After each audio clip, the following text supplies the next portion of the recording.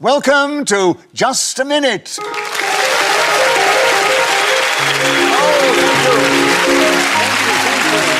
thank you. Hello, my name is Nicholas Parsons. And as the Minute Waltz fades away, it's my huge pleasure to welcome you to this special edition of Just a Minute from BBC Television Centre.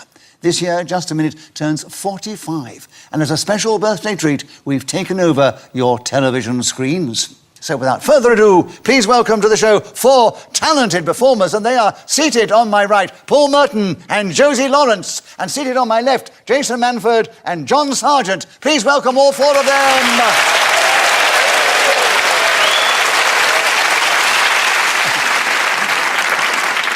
Players will try to speak for just a minute on a subject that I give them, and they will try and do that without hesitation, repetition, or deviation. The other 3 panellists can challenge at any time they wish, and if I uphold the challenge, they gain a point and take over the subject. If not, the person speaking gains a point and keeps the subject. The person speaking, when the whistle goes, which tells us 60 seconds have elapsed, gains an extra point. And by the way, they can repeat the subject on the card. Paul, would you take the first subject? Once upon a time. Tell us something about that subject in this game. 60 seconds as usual, starting now. Once upon a time is, of course, the traditional beginning of many a fairy story. Once upon a time, there was a princess who lived in a magic forest. She was young, 22. Nobody else could see her. She bathed naked in the lagoon. Sorry, I completely lost it. Who are these people? You talked about her being naked and you went. I went, but it's gone. No, it's your own vision destroyed it. Yes, it is. I'm happy with the vision. Josie, you challenged. It was hesitation, I'm afraid. It was hesitation, my darling, so you have a correct challenge. You get a point for that. There are 44 seconds still available. Once upon a time, starting now. Once upon a time always conjures up an idea of magical places. When somebody says in a dulcet tone, once upon a time to me, I feel compelled to grab the nearest pillow and suckle on my thumb. When... John, you've challenged. Technically, you can't suckle on your thumb. I mean, I've tried it, and it just does not work. Yes, but you're not me, and I can suckle. Yeah. She's got a thumb full of milk. Yeah. Yeah, look. Now, within the rules of just a minute and grammar and language, I would incline to agree with you, John. You can suck your thumb, but not suckle on your thumb. Oh, right. So, John, you have a correct challenge. You have the subject, once upon a time. There are 28 seconds available, starting now. Once upon a time is a phrase I have to use for my 4 grandchildren because they want me to read a story. The trouble is, once I say... Josie, sorry. I said I thought it was a repetition of once, but of course it's in the title. It's on the title. I apologise, and John. you can repeat the title or individual words in the title. Sorry. So, John, an incorrect challenge. A point to you. 20 seconds still available, starting now. When I say once upon a time to my grandchildren, I feel... There we are, Paul. Repetition of grandchildren. Yes, you've got too many... Well, I mean, I was thrown by the interruption. I thought the audience wouldn't understand that I had grandchildren. I don't think that's fair. I think they believe you. Really? But I'm too young, aren't I? I'll tell you what, John, it's not fair. It suckles. Right. John, those are...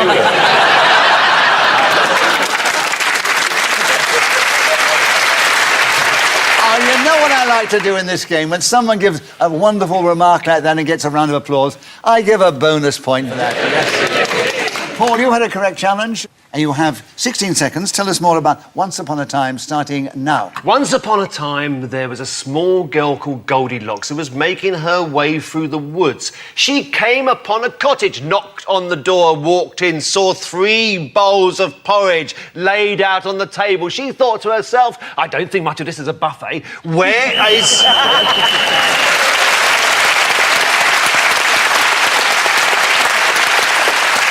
Buffet's a good word. So, as I said before, in this game, whoever is speaking when the whistle goes gains an extra point. On this occasion, it was Paul Merton, and that situation's very fair at the end of the first round. Paul Merton, Josie Lawrence and John Sargent have all got 2 points. Jason Manford has yet to speak. And, oh, you have spoken. I'm just taking it all in, working it out, and then wait till I go. My God. I'm doing point after point You've after already point. had a go at John, That which would was be lovely. repetition. But that's because we're pals. Don't do point after point after point. Right, Jason, we'd like you to begin the next round. The subject is turning into my dad. 60 seconds as usual, starting now. Well, over the years, I've found myself turning to my dad on many occasions, whether it be phrases that I'm using around the house, such as, if you're cold, then put a jacket on. Turn these lights off, it's not Blackpool illuminations. I found myself only recently sitting in the car waiting for my wife to actually get ready for a night out, thinking that would make her move a little bit faster. Of course, it didn't. And beeping the horn only annoys the neighbours. Paul Challenge. Bit of a hesitation. Of definite hesitation, I would have said, but, Yes. well, then, that's the first time you've actually spoken with us. Yes, Well we have done. only just got. How long was that? Was that like 8 seconds? No. That felt like about 2.5 minutes, was that not? No. It was 31 seconds. 31 seconds, great. That's all right. I'll take that. Paul, you picked him up there on the hesitation. Correct challenge. Turning into my dad, starting now. Turning into my dad is a phenomenon that you wouldn't have experienced. Jason Challenge. Well, I thought it was turning to my dad.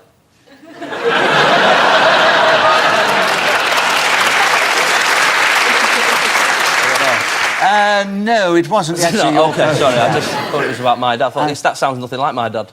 I tell you what I'll do, because we enjoyed your interruption, I'll give you a bonus point. Okay. I'll take it. But, Paul, you have another correct challenge. Yeah. And 29 seconds starting now. Teenagers were only really invented in the 1950s. Before that, you were expected to dress like your parents as soon as you could reasonably be expected to do so. So a boy of 6, 7, 8, 9, 10... Yes. Jason, you challenged. Yeah, for repetition. Of expected. Well, is that what he said? Yeah. That's what I thought. Well, Jason, you may not have played the game much, but you were quick there. Man. It's funny how quick you pick it up. Yes. So that was a correct challenge, a repetition. So you have a point for that in 19 seconds, and you take back the subject of turning into my dad, starting now. One way I know I'll never turn into my dad is because he's so good at getting rid of spiders out of the bath, and I'm still making me cry. John Challenge. Spiders at the bath. I mean, what sort of English is that? I never said at the bath. At the bar? I said out the- Okay. He said out. I said out the the bath. bath. Yeah, out the bath, I think you're spiders being out the bath. regionalist. there, You said John. bath for a start. Out of the Just bath. northern, I'm sorry. Really? I've never heard anyone say that before, but I don't travel much. You've never travelled north of Watford, obviously. Because you sorry didn't about understand the North Country, did you there, John? Right. Jason, you have an incorrect challenge. Okay. So you keep the subject. You've got another point, of course. Turning into my dad, 11 seconds starting now. When getting rid of insects in our house, I have to shout the wife to get rid.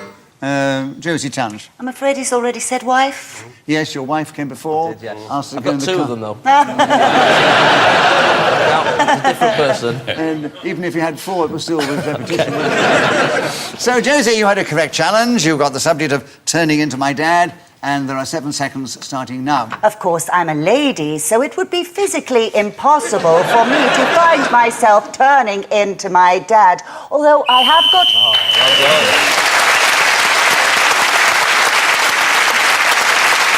So, Josie Lawrence was then speaking when the whistle went, gained that extra point, and so she's now out in the lead with Paul Merton. And John Sargent, we'd like you to begin the next round. The subject, I'm sure this is right up your street, reggae. 60 seconds starting now. I will be... Hesitation? Is that fair? No, I don't think it is you're fair, right. is it? You're right. Let's abandon the way of playing the programme of 45 years so that John can feel comfortable in what's being done. Well, that's very generous of you, Paul. Yeah, absolutely. You have it. Please, no, let him have it. To be fair, as a regular TV Yeah. viewer, I Yeah. definitely would prefer to hear John's version of reggae. Yeah. So, John, they're giving it to you. So you have a point. And you have reggae still. You haven't got it yet because you haven't started. And you have 58 seconds starting. You ready, John?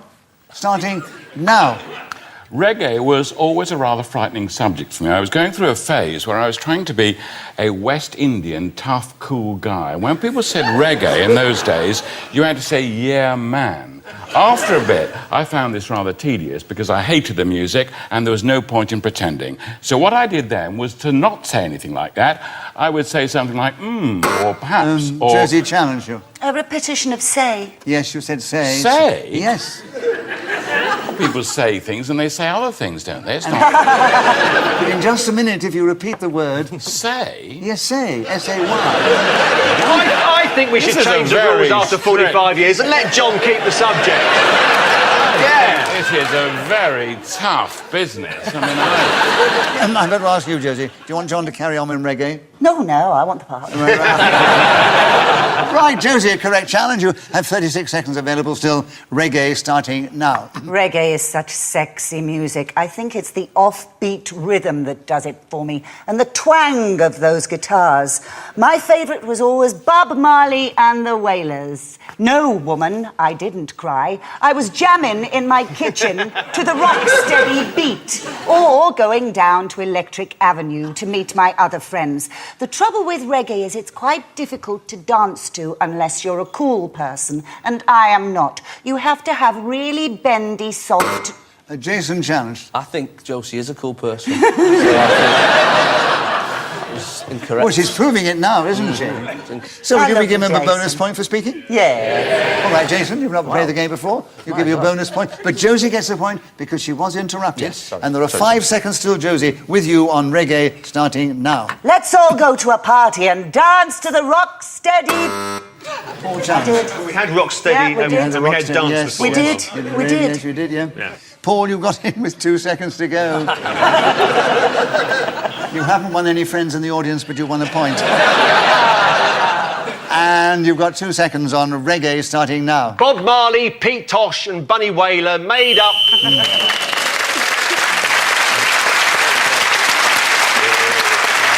So Paul Merton was speaking then with the whistle when gained that extra point. He's now equal with Josie Lawrence in the lead, closely followed by Jason Manford and John Sargent in that order. And Josie, we'd like you to begin the next round. The subject is my nemesis.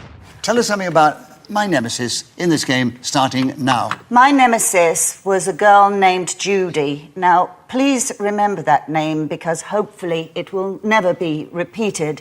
I remember my nemesis being beautiful. Paul, You say remember twice. Remember that name, and I do remember. Yeah. Oh, I did. You did. That, otherwise, I wouldn't have pressed the button. I did. You did. I said remember You twice. did, yes. So, Paul, you have Otherwise, I wouldn't have pressed the button. All right. Don't labour the point. We're caught in a time loop. What did I do? I had to press the button. Sure. Paul, the correct challenge, and you have 48 seconds. My nemesis, starting now. My nemesis is a man who had exactly the same name as me at school. He went by the nomenclature of Paul Martin, and that was what I was really called when I was bored. I had to change the letters that acquire the description of me when I became a... Jason challenge. Was there like a made-up word in there somewhere? Was there some sort of hesitation? No, after Jason. name? Sounded like you went... I don't think I didn't cross species. I was panicking, but I didn't cross species. On occasions, Jason, when I give the benefit of the doubt... No, that's fine. And I'm going to give the benefit of the doubt to Paul. I get If it. I can redress the balance sometime later, I will do it for you. Thank you, Nick. But right now, Paul, the benefit of the doubt, you have the 33 seconds, my nemesis, starting now. I suppose if you do have a nemesis, it's important to realise who he or she may be, because you could be indulged in normal social chit-chat at a party without realising the person standing in front of you in human form. Near the humus, in human form. Yeah, it's trying to change it and goes into something else. Yeah. Josie, you challenge first. Yes, hesitation. Yeah, we call that hesitation. Josie, you have 18 seconds. You take back the subject of my nemesis, starting now. My nemesis was better at everything apart from acting. At school, I excelled. Jason, challenge. repetition of school. Yes, you mentioned school when you were talking before. Do you remember? I wouldn't cry, darling. You're only Do one you know point what? behind I Eddie. bet she's enjoying this. Jason, you've had a correct challenge. You've cleverly got in with 13 seconds to go on the subject of my nemesis, starting now. My nemesis was a young man at school called Clifford Frame, who had very hairy arms from around the age of 11. I was always jealous of these limbs. Josie, challenge. Hesitation. I think there was, you know, Was there? Jason. Yeah, Yes, you went yes. of her, these Yeah, limbs. yes, yes. Right. And you've cleverly Yeah. got in with 2 seconds to go, Josie. So 2 seconds. Tell us more about my nemesis, Josie, starting now. My nemesis one day decided to... Very good, very good. So Josie Lawrence was then speaking as the whistle when gained that extra point, and she's now taken the lead, one ahead of Paul Merton, and then Jason Manford and John Sargent are following in that order. And Paul, we'd like you to begin the next round. The subject is, what lives at the bottom of my garden? 60 seconds, as usual, starting now. What lives at the bottom of my garden is a secret underground network of spies devoted to overthrowing this country. I wandered down to the end of my garden and listened to their secretive plans being hatched under the moonlit sky. Their chief ambition is to replace Eamon Holmes with a huge animated puppet that acts like the real thing but doesn't eat as much. And this is extraordinary because the very foundation of British journalism is built on the career of this wonderful man. If he was to become something else that we couldn't trust, then I'm sure the people of Great Britain would say the news has changed. It's not what it was. What has happened to our esteemed Ulsterman? There is something about him that isn't the same as there were last week. Jason, challenge. I think repetition of the word same. That's right, you did say same before. Oh, I'm sure Yeah, I you said, did. yeah, I did, yeah. He's not the same, you said earlier Not the on. same, yeah. And then same. That's right. That's okay. But you went for 50 seconds. Oh, good.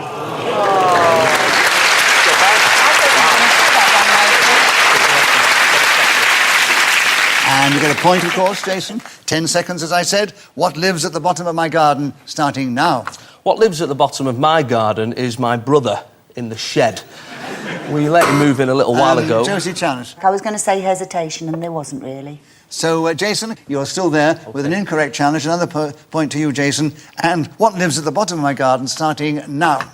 My sibling finished university around 2 years ago and decided that he didn't want to actually pay.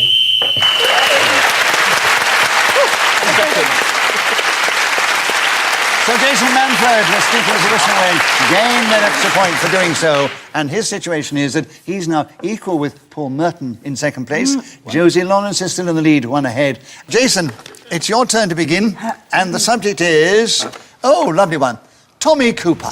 Oh. Tell us something about that great comic and magician. 60 seconds as usual, starting now. Well, Tommy Cooper is one of my absolute heroes in comedy, alongside Les Dawson and Dave Allen and Billy Connolly. He's a prop comedian, a... Josie, challenge? Hesitation, There I'm was a afraid. hesitation, yes. You tried to remember his props. I did. Go on, do him for us. Well, I thought about doing him, but obviously his phrase is sort of like that, and it's like that, and I thought, that's repetition, I wouldn't be able to do. It's like that, it's like that. Everyone sort of feels like they can do it. So, Josie, you had a correct challenge. You get a point for that, of course. You take over the subject. Tommy Cooper, 50 seconds starting now. Ah, the wonderful Tommy Cooper, the man with the fizz. You know, a mate of mine, Sandy, who's a makeup artist, used to work on all his shows, and she said he had one of the biggest faces she's ever seen. And what a wonderful visage. You only have to look at Tommy and you laugh. But his jokes are wonderful, and he was a brilliant magician. One of my favourite jokes was, I've just been to the dentist. He said, there's nothing wrong with my teeth, but my gums have got to come out.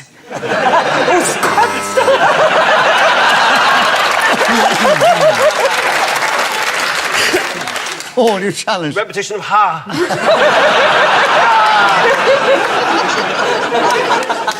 You forgot that you were meant to keep going. I did.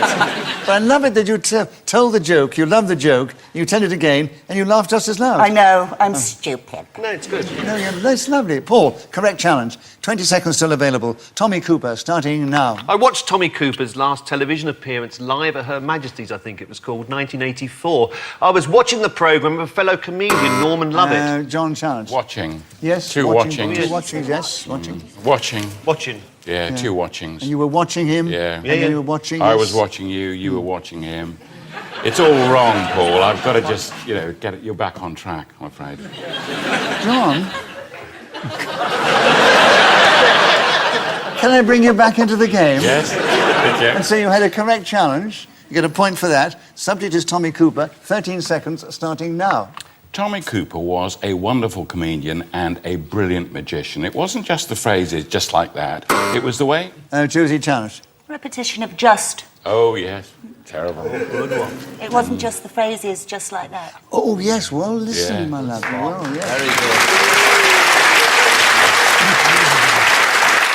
And so you got back in Sorry, there. was that showing me how to play the game? Just.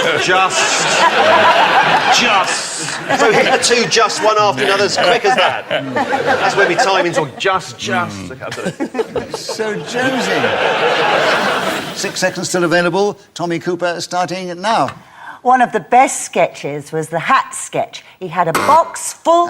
Jason, sorry. challenge. No, it was the sketch thing that you said. Sketches and then sketch. That's right. I've learnt that now. Yes. Well, it doesn't matter. All that happens is Josie gets another point. Yep. She has 3 seconds still available. Tommy Cooper starting now. What an adorable man. I only... Full challenge. You did have man before. You did have man before. You said one. Do you remember? Yes, I remember. She remembers. She remembers. And Paul, you got him with 1 second to go. And 1 second. Tommy Cooper, Paul, starting now. One of the great comedians of the 20th century. Right. Very good.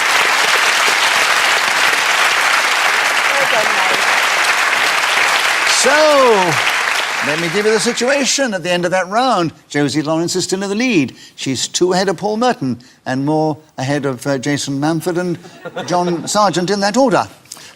Josie, the subject is pound shops. Tell us something about those in this game starting now. In the olden days, when a wage could be little more than a farthing, pound shops were very expensive establishments. But now they're the best places for bargains, an Aladdin's cave, a cornucopia of treasures. Grab your plastic basket and walk down those brightly lit aisles. Cranberry-scented candles, batteries for my household needs, a jumbo roll of cling film, Christmas decorations, a glowing Madonna on laminated cardboard, all for £1. I have £20 in my purse. I'm rich. Look, over there, bin liners, mint-flavoured hand wipes, toothpaste, shampoo, and up there, plastic chrysanthemums.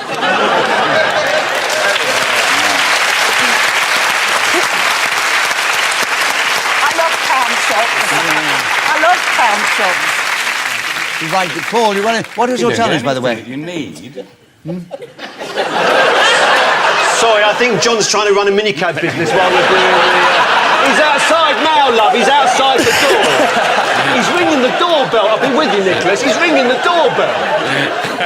Times are getting hard, are they? I thought we were allowed to comment on how well Josie done and what it revealed about Josie's life. I thought that was part of it. Well, go on. And it did reveal, it revealed an extraordinary interest in these rather horrible stores.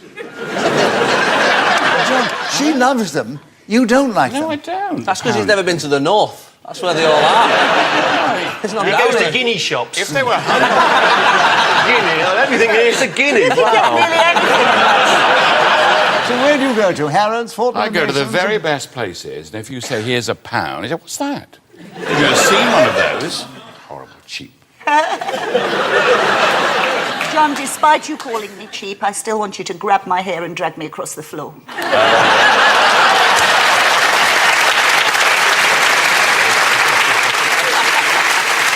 I think that deserves a bonus point, don't you? Yeah. Yes, right. So, Paul, you challenge. What was it? Well, I wrote it down because I was in danger of forgetting it. I know. Repetition of plastic. Oh, That's right, yes. You mentioned plastic before. Yes. Right. And, Paul, you've got him in 9 seconds to go. Pound shops starting now. Josie obviously loves his pound shops. I've wandered in from occasion, but I don't actually find much in there that I like. I prefer staring through the window and conjuring...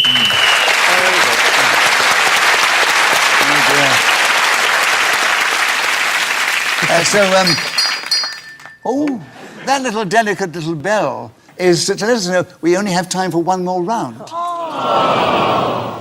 And Jason, it's your turn to begin. Okay. And the subject is David and Goliath. What a wonderful subject. 60 seconds as usual. Oh, before we go into the round, you'd like to know the situation. Josie Lawrence is still in the lead, 2 points ahead of Paul Merton, and she's 4 or 5 ahead of Jason Manford, and even more ahead of John Sargent. And so before we go into the final round, give John Sargent another bonus point, because he needs it, and...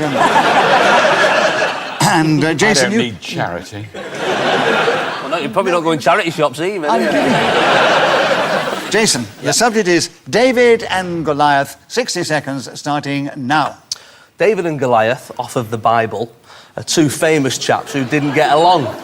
They had a massive fight, which I would have liked to have seen. David was 3'4" and Goliath was 12'8". David had a slingshot with a stone in it, which he aimed right in the centre of Goliath's head. He went down, and David went over and chopped his head off, which for me is a bit harsh. He's already won the match, and he's ruined it for the spectators. David and Goliath can also refer to any sort of situation where somebody small is facing somebody big, or somebody's...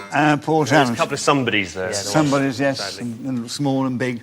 I loved your interpretation. He wasn't 3 foot nothing, David. No, he wasn't. He was Goliath was 5'8". a giant, but he was normal size. Well, Goliath was 6'8" at the Yeah, time, but 6'8". in the repeated telling of the story, he's now like 8'3". So people just keep adding a couple of inches, but that's men for you. I think David was just standard height. Yes, I think he was. You're right. But, Paul, you've had a correct challenge.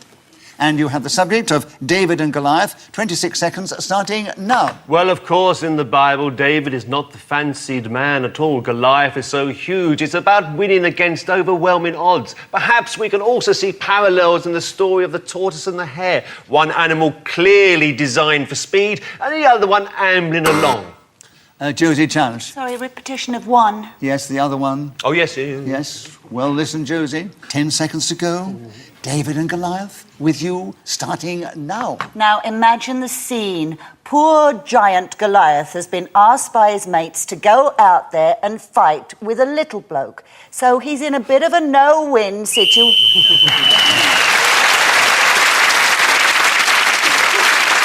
So Josie Lawrence is speaking as a whistle wind, gained an extra point. And now it remains for me to give you the final situation. John Sargent, who did very, very well, but he did finish in a very strong 4th place. And Jason was just ahead of him, 1 point ahead. Jason Manford did very well. He hasn't played the game before. Paul Merton, who has played it quite often, was in 2nd place, but 3 points ahead of Paul was Josie Lawrence. So we say, Josie, you are the winner today.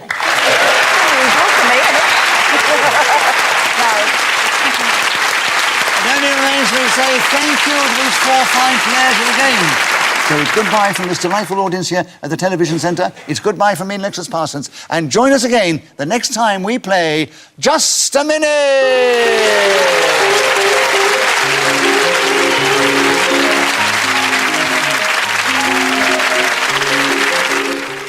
Steve Punter and Hugh Dennis are about to pull apart the week's news. It's The Now Show on BBC Radio 4 now. And if I can deviate for just a second, the Eggheads follow next here on BBC 2.